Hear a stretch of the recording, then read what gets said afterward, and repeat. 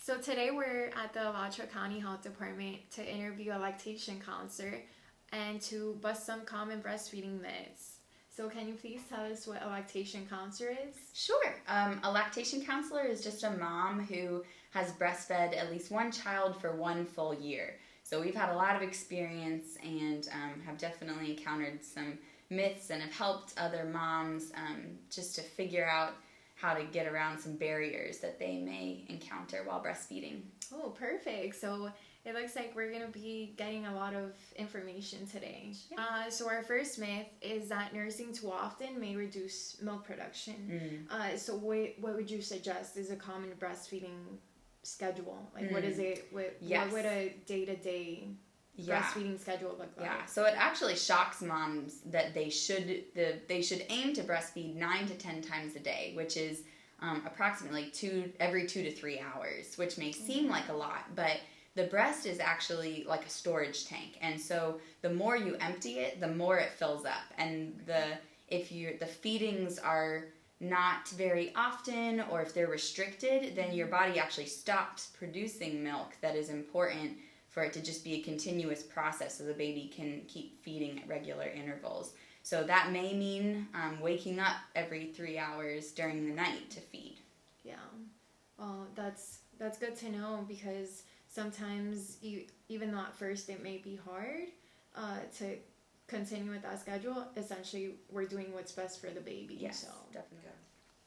So for our second myth, it's commonly believed that either stress, fatigue, or poor or not eating enough may affect milk supply.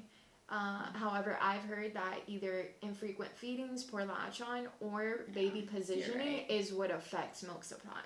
So based on this, what would you advise to mothers on what proper baby positioning is? Yeah. Positioning is definitely the biggest problem that they encounter, because latch on sort of stems off from that. So I've actually brought a little teddy bear to kind of help us demonstrate. The first position is called a cross cradle, and that's the best one to do for early feeding, so we'll go through that one. So if you want to hold this teddy bear, you'll hold him with just this hand, and support his head with this hand up here, yes.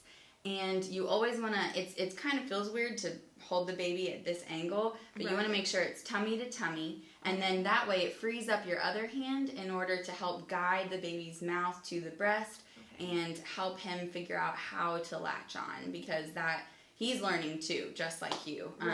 And every mother and baby is going to be different, so maybe this position won't work for some mothers, but it's what is most recommended, what has the best just the best results with moms. Perfect. Yeah. Thank you so much.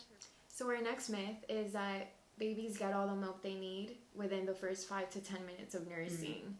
So what do you think is the appropriate time for moms to breastfeed for? Yeah, that is difficult, because actually there's 2 different types of milk in the breast milk. There's foremilk and hind milk, and we want to make sure that when babies are feeding, they get both milks, because the hind milk is actually higher in calories and higher in fat, which is what they need in order to be satisfied, to stay fuller longer, and to gain the weight they need to be healthy babies. So the most important thing is to just get as much breast milk out of the one milk as the baby can possibly handle. And so that'll be different for baby to baby, but just remember to be patient with the baby, because just, he's learning this too, and so it takes a while for them to learn how to suckle and latch on well. So it will change, but definitely give them enough time and be patient with them.